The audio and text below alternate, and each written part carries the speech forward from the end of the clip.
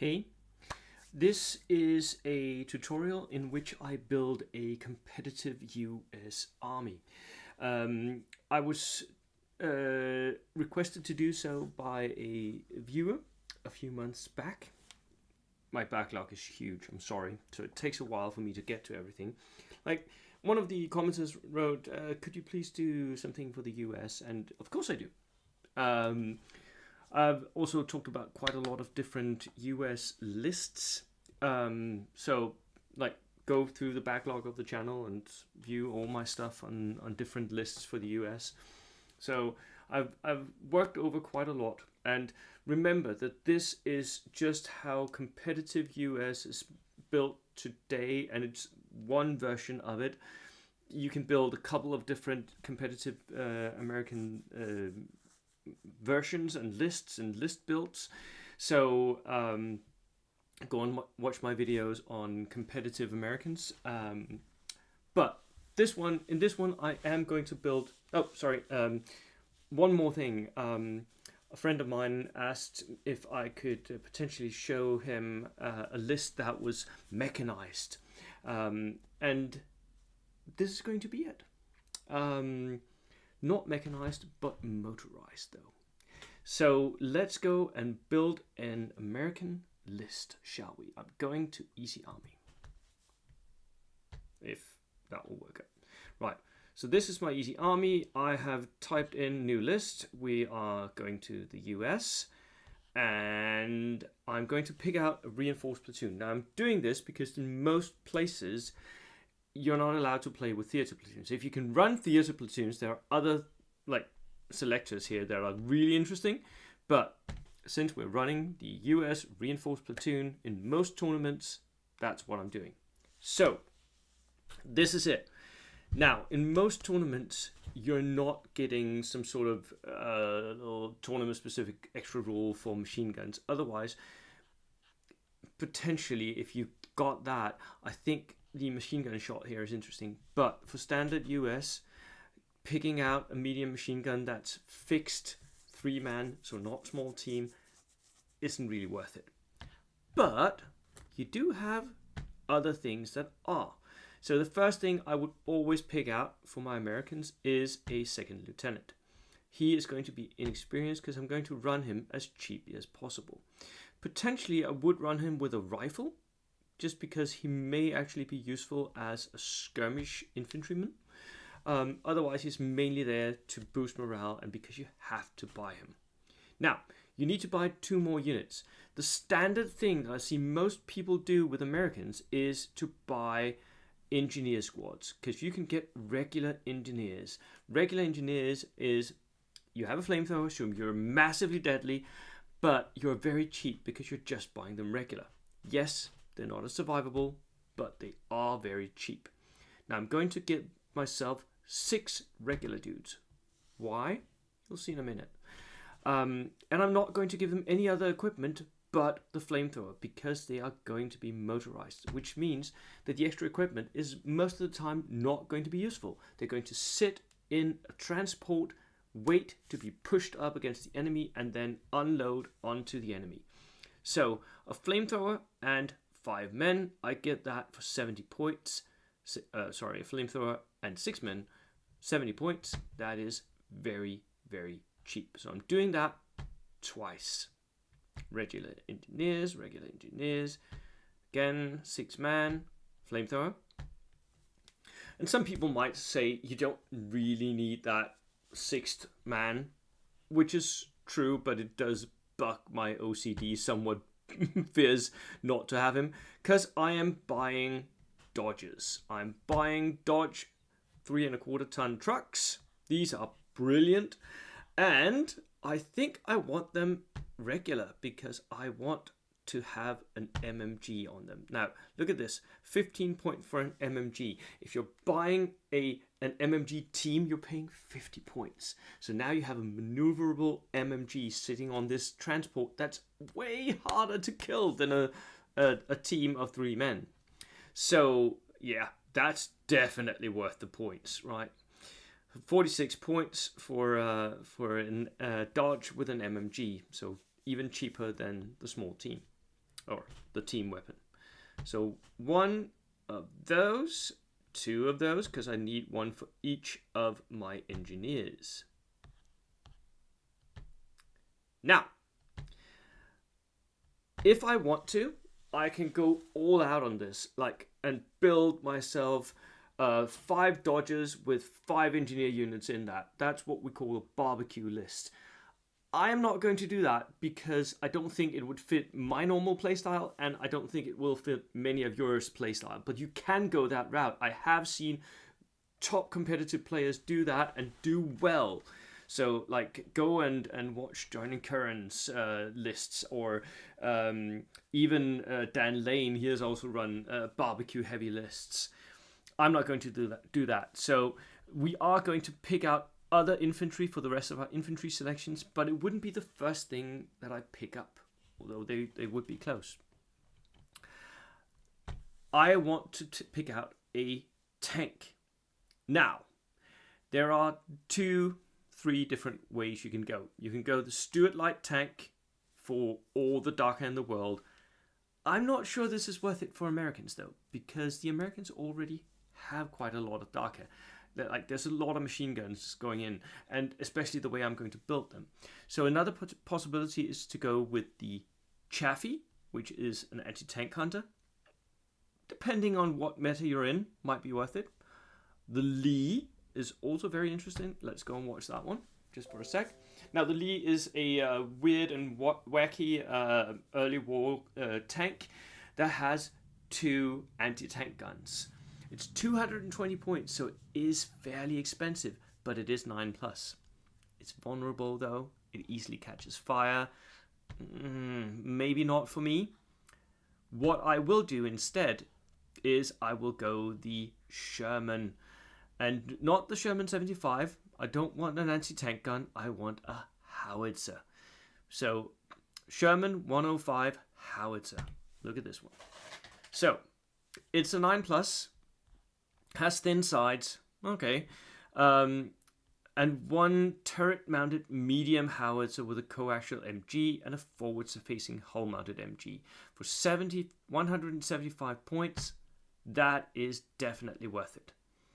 I may consider at one point adding on a turret-mounted MG just to, be able to split fire every which way, but it does make me open-topped. I'm not sure I want that. So this is what we're buying. We're buying this 9+ tank here. That medium howitzer is going to be key. Activating this tank late turn when the enemy has already done something at a unit that has done something that's just sitting there, and you shoot and just place the template down. Yes, I know the Stuart is cheaper, but I mean, it's just so cool. So that is what I'm buying for this this army list here. But those 3 tanks, like the Sherman 105, the Lee, and the Stuart, they are basically the only tanks I think are competitive enough to be taken. You do see Chaffee sometimes, but yeah, for me, no. Now, at this point, we've spent 462 points, so we haven't even spent half of our allotment yet. The next thing that's really important for a competitive American army is to go to the artillery selection here and get yourself not a land mattress, because that's the British one, but the 114mm rocket launcher, which is the American one. Buying that inexperienced, it's a multi-rocket launcher. There's no reason to buy it regular or veteran, because yeah, okay, it makes it a little bit more survivable, but won't shoot any better, won't become more deadly. So I'm buying it inexperienced. That means that the enemy is encouraged to split up, which is what we want, because we're going to skirmish him to death. So here we go. We are also going to get ourselves a mortar. And because we're going to be skirmishing, we want that mortar to work. So I potentially want to add the spotter here. I know I normally don't run the mortar like this, but right. So that is my basis for all American armies. Now, let's buy some infantry. For me, the best thing you can do is go and get yourself a US Marine squad mid to late war, because with this unit you can take up to 3 BARs. Do you need 3? Potentially not. I'm going to take 2 in each of these units. If you have the points, do go and get yourself 3. I'm also going to take 7-man units of regulars. Now, why 7-man units? Because 7 is a good size for skirmishers. You're going to have to lose 4 men before you take a morale test, which won't happen often. I'm not taking them veteran because why would I? The regulars are just as deadly. If you have points left over, you can go and get yourself some pistols for tough fighter and all that jazz. I wouldn't recommend it, not for this type of unit. This is a unit that wants to stay at range, preferably out of 24-inch range, where the BARs can do most of the work on the enemy units. And I'm getting myself 3 of these. Potentially you could do something where you mix in 1 unit of something else with SMGs or tough fighter or whatever, but these units are just, they make great use of the American special rules. So why would you? I mean, these can move and fire all game long. They're built for that role, and I think, yeah, let's just lean into what the Americans are really good at, shall we? So that brings us to 814 points. At this point, we're going to need some anti-tank capability. A bazooka team is the obvious choice. Now, I'm always buying these regular. Yes, they're more expensive, but I want to be able to hit with a bazooka. I want it to be a real threat, right? So I need not to have that -1 to hit. Potentially, this would be better if we had a transport, so I'm buying a Jeep. It doesn't need to be experienced, because for Americans, we have extra bonuses for coming onto the table with modern communications. I can even stick my lieutenant in there for a +1. So even if I want it to be an outflank or whatever, I'll buy it inexperienced. And I want to be able to change out between a flamethrower and a bazooka for this one, so I am getting myself a flamethrower team as well. Now you could go all kinds of other flamethrower teams that are really brilliant. Yeah, I just want a cheap one here. So that brings us to 941. Now we're going to try and spend get a few easy add-ons here. So a War Dog team with 1 man, that's a veteran, 18 points for an order dice, perfect. I think I want to give him a rifle. I want him to stay at range. I don't want him to be up close and personal for this one, even though he does spotting and all of that. He's just an extra infantry choice here. I don't want him to be in any sort of danger. I also want to buy a cheap horse-drawn limber or something for the multi-rocket launcher, because it's an extra order dice. So I'm getting myself one of those as well, bringing me to 967, which means that I don't have the points for a Jeep. Or do I? Nah. Potentially not. Here we go. Yeah. You know what? I'll do one thing. I'll downgrade this horse-drawn limber to a mule team instead. So that is how I would build my US for a tournament. Let's view it. So 17 order dice. I'm a little I'll be 999 points when I downgrade the horse-drawn limber to a mule team. You can't type that into Easy Army, so I'm not going to try. I have the inexperienced officer that can stay in my own back lines. It can stay and give morale to my artillery, or it can go in the outflank with the Jeep, or in reserves with the Jeep. Perfect for that. I have 2 engineers units of 6 men. They are perfectly sized for the Dodgers. 80 points for each of those. Then I have 3 regular Marine units here with double BAR, 7-man units. The BAR with 30-inch range, that is perfect for giving the pins out to my enemy before I start receiving them, which is what skirmishers want to do. These will all focus on the same spot more or less. I will try to make sure that the enemy spreads out with the multi-launcher. Then I'll focus my Marines and the support engineers and potentially even the bazooka and the howitzer tank at that one spot, while the rest, my artillery, starts shooting at whatever is in my enemy's back line. The medium mortar here, I've made it survivable because I haven't got the points for a sniper to protect it. So I have given him the spotter regular, so he can stay behind some line of sight blocking cover, shooting via the spotter. The flamethrower team or the bazooka team will go in the Jeep, depending on what I'm facing.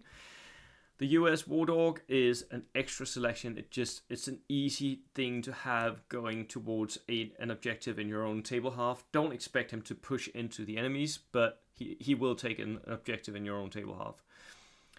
The 140mm rocket launcher, just very, very useful. Multi-rocket launcher spreads out your enemy. Horse-drawn limber, which is a mule team, as I said.